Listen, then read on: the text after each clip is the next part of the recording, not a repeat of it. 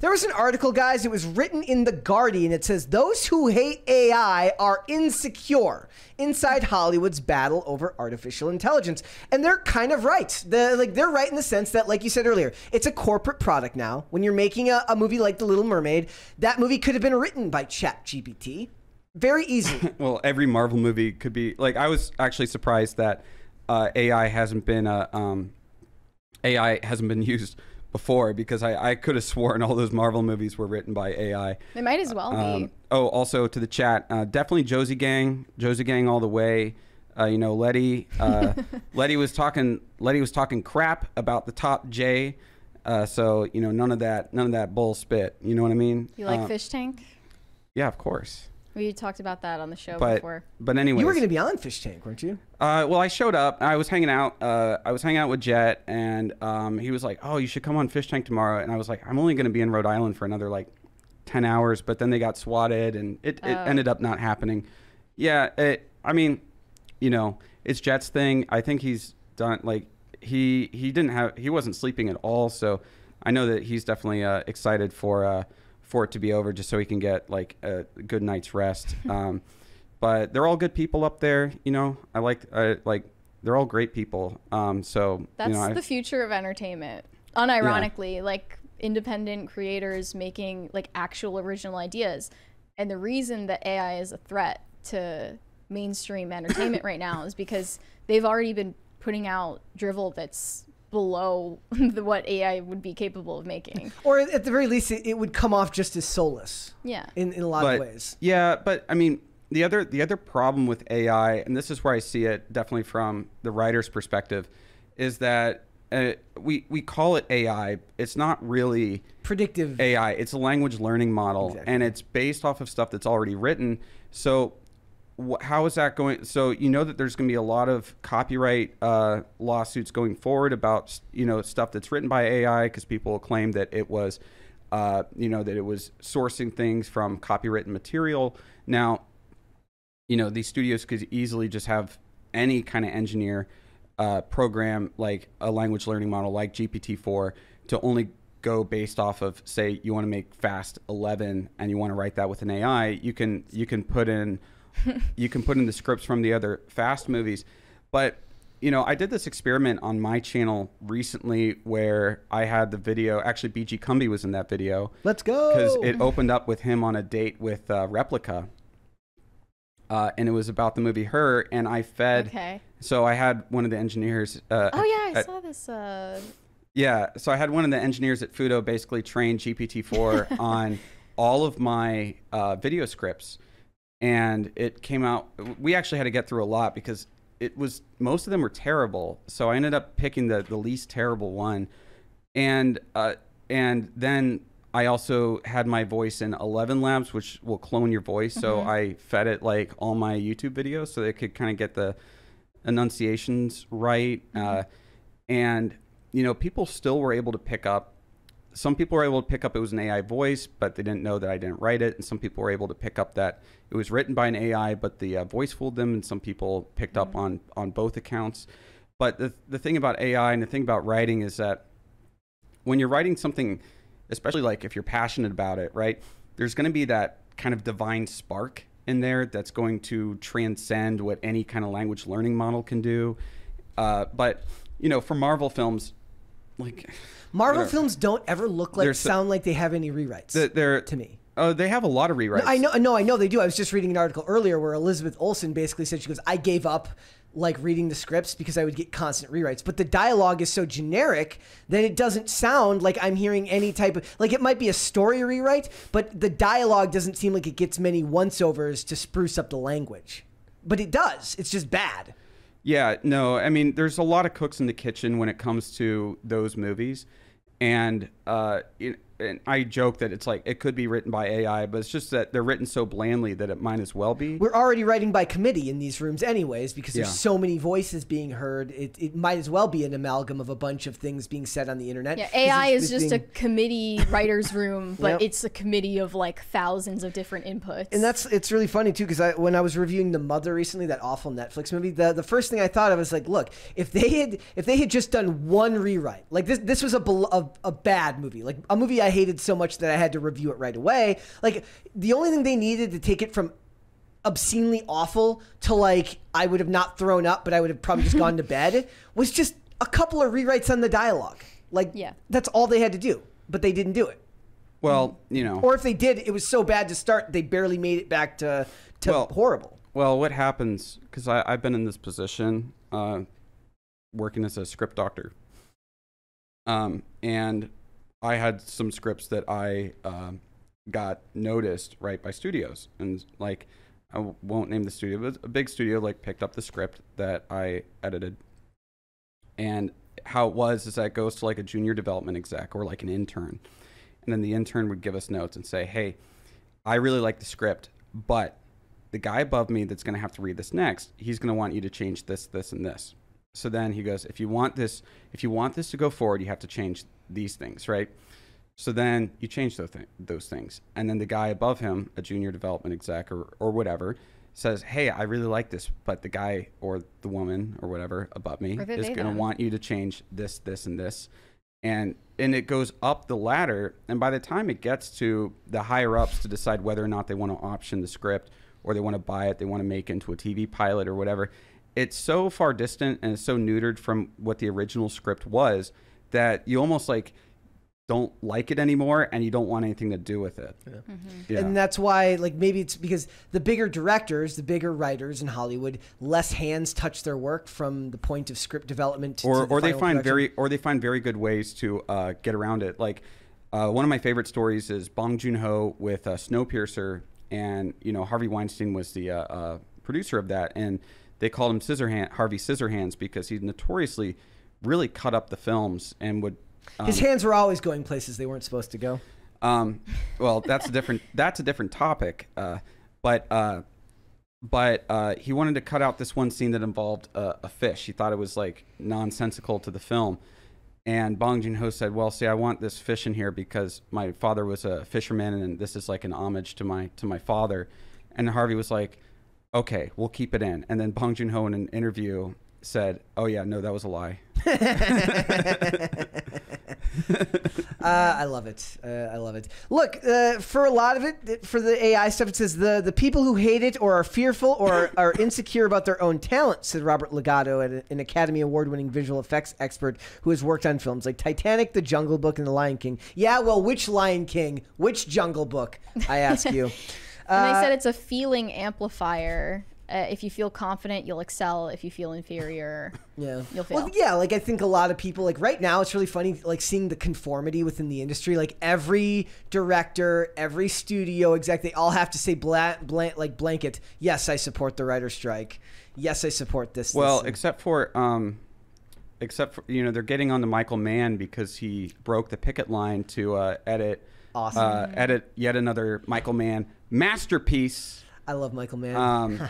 You know, it's like, but he's in post-production of a film. What do they expect? Well, they've said that about other things as well, like other people who are well past the writing process, who are into post on a lot of these films. And there was a lot of talk at the Cannes Film Festival too of like, studios shouldn't be buying movies because of the writer's strike. It's like, look, business is still going on. These movies still have to get released. Like, you already got paid for these films. Yep. You might as well still go. Like, we're gonna have I think so. I guess I might have a little bit of a different take on the writer's strike than a lot of people. I semi support it and I semi don't. I support it in a few ways. Like, I like their one thing of asking streamers to actually show streaming metrics and like how many people are actually watching these movies. And some streamers are good and some are not when it comes to royalty pay. Who's good, who's bad? Well, I think that Netflix pays you everything up front. You don't get royalties. Yeah, well, it's why there's no incentive to actually to keep the quality up. Yeah, right? and I feel like royalties do create incentive to make stuff that people want to watch, and I think that that's actually a better system.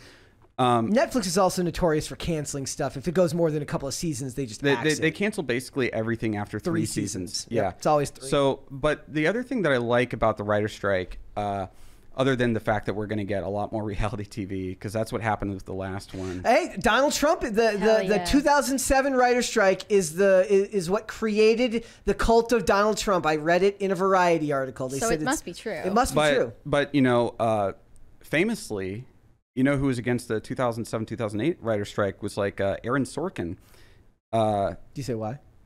Yeah, he said that they're all writers who don't work. Well, yeah, of course. The good writers are. He said that they go from being unemployed to being picketers. James Gunn was saying, like, they were saying, like, James Gunn's like, no, I'm not writing right now for Superman Legacy. Of course not. But you know, he's like, he's writing a little bit. He's scripting because he's not just the writer, he's the director. So where does one job end and the other one begin? The other thing that I think that the writer strike can do that's actually really good, and it's not going to be good for Hollywood, is that there is going to be a time, maybe next year to the year after, there's going to be a window of time when there aren't any big releases. And what I'm hoping for is that it opens people up to new voices that are coming in. So smaller films that would have probably come out at the same time, but would have gone up against a wider release. Yeah, exactly. And I hope that it kind of opens the door for newer voices, for voices who are outside of Hollywood, dissident voices, to release films. I mean,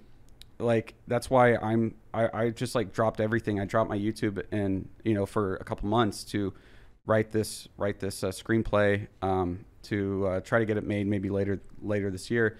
It's because I feel like there's going to be a time when there's not going to be a lot of competition, and people still want to watch movies, and it's going to be like independent films. Seems like the way the networks are going right now is they're leaning really heavily, and unfortunately, into the unscripted stuff is their way of saying it. As we know, they're gonna they're gonna lean heavily into unscripted because it's easy to make and cheap, and it's a very fast turnaround. Yep.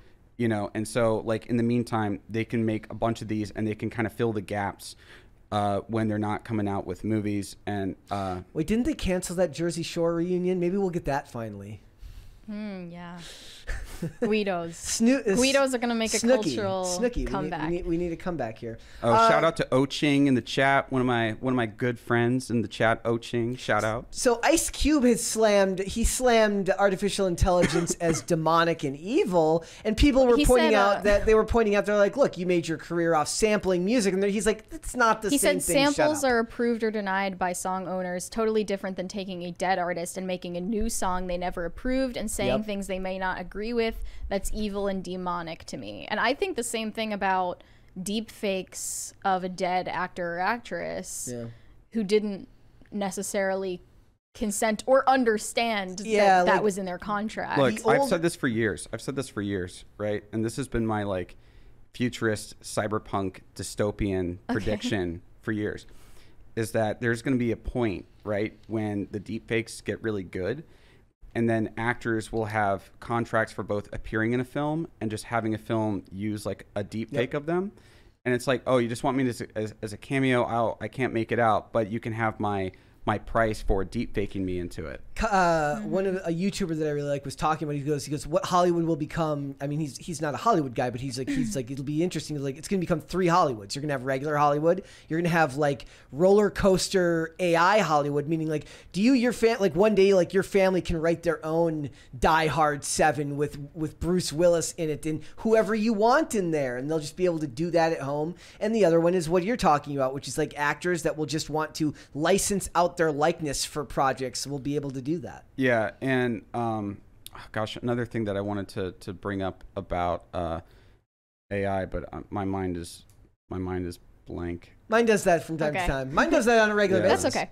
We also have another take from Justine Bateman. She said, I think AI has no place in Hollywood at all. To me, tech should solve problems that humans have. Using ChatGPT or any software using AI to write screenplays in place of a writer is not solving a problem. We don't have a lack of writers, we don't have a lack of actors, we don't have a lack of directors, and we don't have a lack of talented people.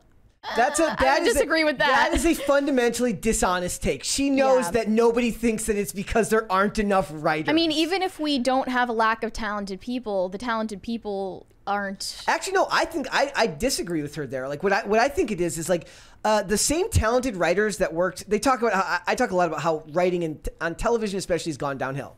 I was like, look, the talented writers that were all there 20 years ago, they're still there. There's just an output now that's so enormous that they don't have enough people that are that talented to cover all of the streaming services, all of the networks, all of the movies. There's only so many exceptionally talented people, and then you combine that with the fact that studios are already putting quotas on what type of things can be made today, which can limit creativity and output. And quotas for who can be a writer. Exactly. So it's like I actually disagree with her there. I think she's being fundamentally dishonest. I remember what I was going to say. You can maybe pull up this article, but it was Joe Russo, who was the director of the Avengers movies. Yep. He said something recently, a few weeks ago. He's like, wouldn't it be great if you could go on Netflix and use AI to create a movie that you want? Yeah. And so you can, so he was saying it like, oh, wouldn't this be great? Like you go on Netflix and you can like put in inputs like, I want this movie. That's what I was talking about when the guy said, like, he's like, your family will be able to like make a movie on a Friday night. But it's like, it's going to be uncanny and it's going to be dumb and it's going to be weird. And I don't want to watch that kind of movie. But of course, it's a Marvel director who says that. Do people even want to do that? I think they just want to turn their brains off. Like, okay. Also, the Russo should be shamed for the 360 the 360 rotating shot that pushes in that they always use. That I'm getting very, very sick of seeing. I finally watched a little bit more of Citadel. I fell asleep. I woke up. I fell asleep. And they do this same shot where the camera starts. It used to be when it was in a Marvel movie, the camera would start at a Dutch angle and it would push in and it would rotate to level. Now they're so ridiculous and they're so power hungry. It's literally 180 degrees, and it but does they the whole need shot. to do upside down. It's awful. It's awful. Actually, they should do multiple rotations and just give you seasickness. Also, I want to point out it's sad too because Winter Soldiers is probably the best Marvel movie that they made. If you want to talk about whether there's any actual good Marvel movies, I would say Captain America: Winter Soldier is as close as it gets. Which ones outside have you of the seen? Original Iron Man? Which ones have I seen? Because of Mumkey Jones and the Is It Kino podcast. Shout out to Is It Kino. Me, Mumkey Jones, and Florian Hemsel talk about all sorts of bad movies I don't want to watch. I've seen a lot of the Marvel movies. I would agree that Winter Soldier is the one that feels like an actual movie. The most like an actual movie, and even then, it feels like a '90s B movie. That's what I love about it. It's amazing. Yeah, that's Brett's taste. That's my taste. Mm-hmm. Yep. He's like, why would you admit that?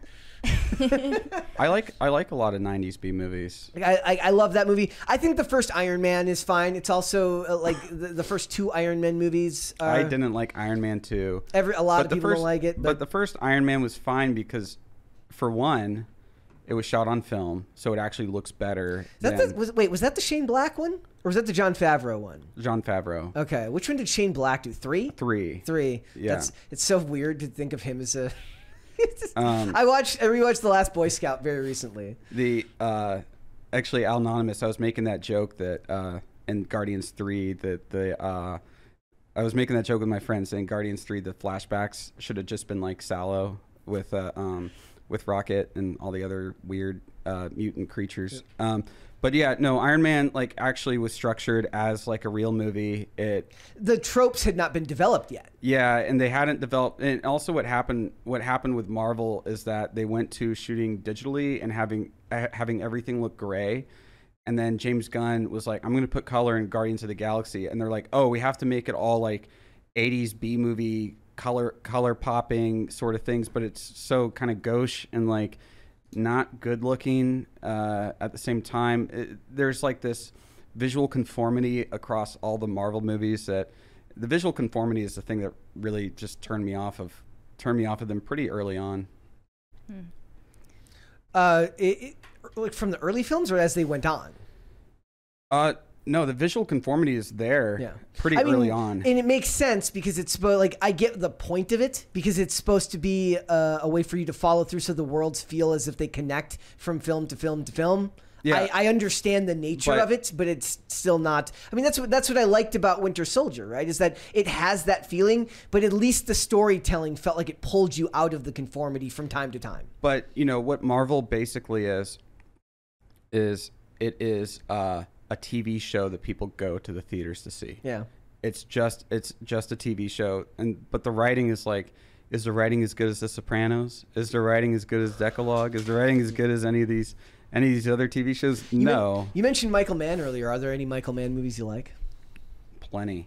I love well, for one, I love Heat. I love Thief. I love The Last of the Mohicans. That one, oh, The Last of the Mohicans is so good. I love the score to Last of the Mohicans. I listen to the score all the time. And Daniel Day-Lewis is such a good actor. You know, he's like, people are like, oh, he's like that pretentious method actor or whatever, but he's great in everything he's in. I mean, He's retired now, right? he's retired. Yeah, Phantom Thread was his last movie. That was a great a great movie to end on. I thought that was a fantastic film. Heat is still my favorite movie of all time. Heat, oh yeah, Heat is great. It was one of those films where, like, because for me, it caught me at the right age. You know, I was still young, but young, you know, I was like, guns, cool. Like, I didn't actually appreciate the film until years later. But then, most of his work, like, I love Heat, I love Collateral. Collateral, yeah. Collateral's fantastic. Like, yeah. And I get a lot of crap because, like, it feels like Michael Mann is weirdly controversial. Like, people seem to either really, really like him or they just can't stand his work at all. But to me, Heat was the first time, as somebody because I'm deaf in my right ear, where the sound design really mattered.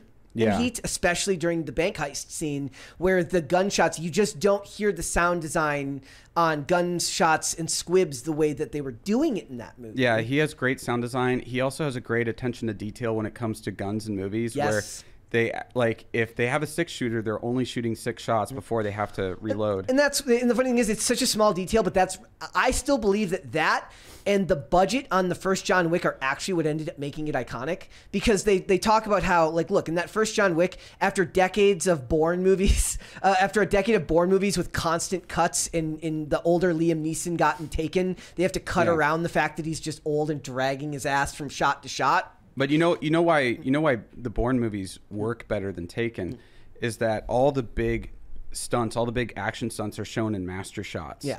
So they're cutting to give it. I mean, that's Paul Greengrass's style, but it is showing, like, the big shots as master, so they're actually doing it. So it feels a lot more believable than, like, in Taken. And it fits the the tempo of the movie. It actually matches the tempo of the movie. It doesn't match the tempo of Taken. But I think what they talk about in the first John Wick, they pay very close attention to how many rounds are in his that he has in each mag, and they also they do most of the firearm shots wide, and that was at a time where it's like you weren't seeing headshots shown wide. They were cutting to the back so you couldn't see it happen. They were cutting around it, but in that film it was actually just because they didn't have the money to shoot multicam for a lot of those shots, so it was just wide like that. Also in the chat, people are mentioning, what about Miami Vice and what about Public Enemies? I actually think Public Enemies is underrated, but that's because I like almost everyone in that movie. I find Rory Cochrane to be an extremely underrated actor. I need to rewatch Miami Vice. I liked it as a teenager. Loved it. I think that there might be they're re-releasing a lot of Michael Mann movies. I know they're releasing the director's cut of Black Hat later this summer. That's still one I haven't seen. I've heard really, really good things about Black Hat. I've heard really, like, across the aisle things, but people have told me the New Left gets mentioned in there, right? And, well, people tell me that the director's cut is really the version you have to see. So I'm waiting on this new release to see the director's cut of it. Miami Vice was one of the ones, because it was like one of the first films that was shot digital. Like, it was like completely shot on a Phantom, I think. And so I really love the fact that the night shots in that film, they feel almost experimental. Like, there's a lot of digital noise in those shots that probably would have been worked around. So I like that about the way that Michael Mann approached digital cinematography at that time, is that so many digital films now, they really try to replicate film. Yeah. And like, they have the budget to shoot on film, and it's like, why are you shooting digital and then trying to replicate film in post? Why not just shoot it on film if you're going to shoot it digitally? Because of the dailies, right? Because it just makes it easier. I mean, if you're in LA, you're going to get the dailies same day. Or no, I'm saying, but isn't it just like a cost turnover? No, not really, because you can record dailies on set even with film cameras. Like, the film cameras are, like, not, they're pretty high tech. Yeah. But what I liked about him is that he really embraced the digital aspect of it and made it look digital. Like, he wasn't trying to do something else. I love that. Yeah, and I like that. Like, he's using it like how I feel like you should be using it. A lot of people said that about Joker 2019, that it was shot digitally and then they tried to replicate the way the film would look. And the coolest digital that tried to replicate film, and they did it in, I thought, a very cool way, was the Batman, because they shot that on an RE65. And then what they did is they printed it onto 65 millimeter film. I think they did a bleach bypass. I'm not sure if they did the bleach bypass or not, but I think they did. and then they scanned it back. So it's somewhere in between digital and film, and I thought it gave that a pretty cool look. Yeah. I didn't like the Batman personally. Oh, I really liked it. It was just not for me. I will say one of the other cool, like the things that Miami Vice had going for it is like it was shot during hurricane season, so there was just a lot of shots that are just not they wouldn't be able to replicate outside of using CGI and post. Like there's shots where like you see whole palm trees shaking that just wouldn't be doable unless you actually had the wind to do that. Like even wind machines wouldn't have been, because it's a wide shot. So you're seeing an entire Miami street of palm trees shaking that just wouldn't be doable otherwise. Yeah. Well, I mean, you don't want to fix it in post. No, exactly. That's all. It's the joke, right? Yeah. You don't want to fix it in post. Thanks for watching. Listen to full episodes of Pop Culture Crisis on Spotify. Keep up with us on social media and make sure you subscribe and ring that bell so you never miss the show. Bye, guys.